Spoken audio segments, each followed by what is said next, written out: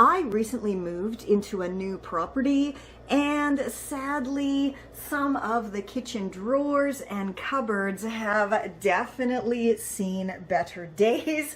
So the first thing I need to do is remove the handles and the front of these drawers. These drawer fronts definitely need a good cleaning. So I'm gonna do this and then we can move on to the next step. So now that I have all of the drawer fronts removed, it is time to do the same thing with the cupboards. Next, I'm going to unroll my blackboard sticker with the blackboard part facing down for now. Now I'm gonna grab my first cupboard door and lay it on top of my unrolled sticker. So you can see here on one side, I have it pretty much lined up right at the edge of my blackboard paper. And then down here on the front edge, I can see exactly where I need to trim it off. And I can also use the straight edge of the cupboard door itself to trim off that excess. So because the top and bottom of my cupboard doors are so damaged, I'm actually going to be wrapping my chalkboard sticker paper all the way around my cupboards in the hopes that it's going to cover all of this up. So I now have my cupboard door face down on my sticker paper, so I can start with sticking down the part on the back. And I always like to use a kind of soft-sided little book to help to stick down my sticky papers and get rid of air bubbles. I just find it works a lot better and it's a lot gentler than using a plastic tool like a plastic scraper or a bank card. If you are working on a surface that isn't totally straight or is quite damaged like this cupboard door, then make sure you have a pin handy, as you can easily just poke a hole in these tiny little air bubbles that sometimes appear. Just poke a few holes and use your book and all of the air will come out of the holes and you'll have a nice flat surface. And now I'm going to go repeat that whole process with the front of my drawers. So now that I have all of my drawer fronts covered, I can go put everything back up. How amazing does that look? That is such an improvement. I am so pleased with the result. You cannot see any of those damaged areas. It looks great with the black and white tiles as well as the black and white backsplash there. Wow. This took, not very long at all. Plus, it only cost about $4 worth of the chalkboard sticky paper. So that is fantastic. But the rest of the cupboards look pretty good. There are just some little areas that have little ding marks like this, which probably can be covered up with just a touch of paint. But what I was thinking was how nice it would look if these handles were actually black. So the very first thing we're going to do, of course, is remove all of the handles. I always like to keep an old Tupperware handy, and then I can put all of the screws in it so I can be sure I don't lose any.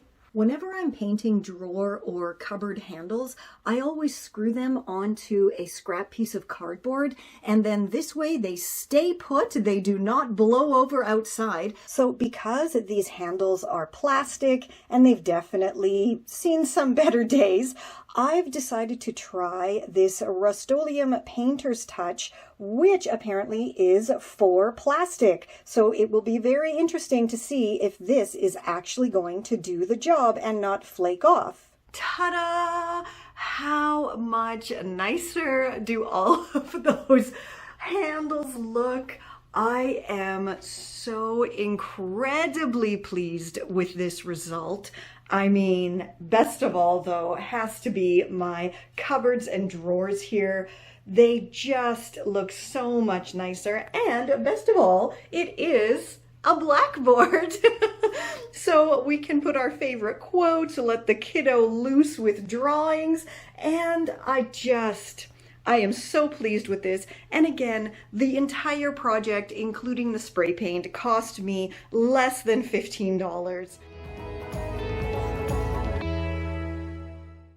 I wanted an island for my kitchen, and I wanted it to have a stainless steel top, but to buy it was way too expensive, so I thought I'd make it myself.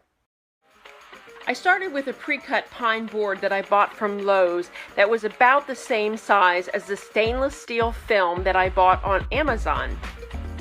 The board was a little bit longer, but I measured and cut off 3 inches. I wanted the stainless steel to wrap around the edges of the board.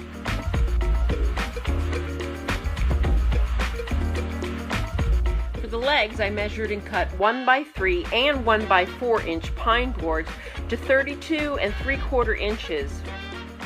Using wood glue and brad nails, I completed 4 legs. For the shelves, I cut 1x3 inch pine, making 2 boxes, which I glued and nailed in place. I made 2 of these shelves.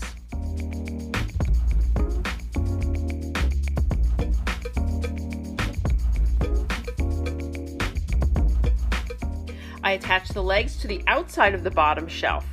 Then I flipped it upside down and attached the top shelf the exact same way.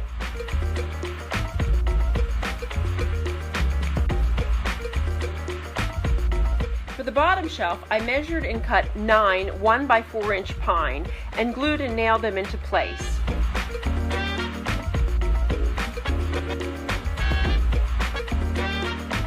For the sides of the island, I added 1x3 inch pine cut to form the shape of a V, and I glued and nailed them on each side.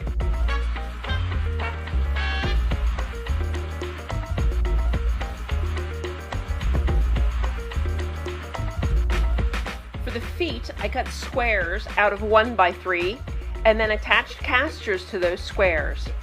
They were glued and nailed in place on the bottom of each leg. I laid the top in place and measured around to make sure that it was an equal distance. Then I nailed it in place.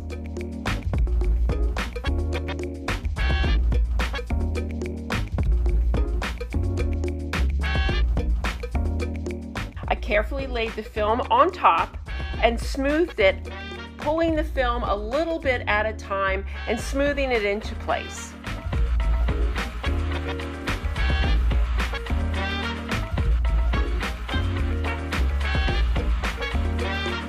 For the edges, I bent the film over the sides and stapled them in place. I folded the corners as you would wrap a gift and stapled those in place.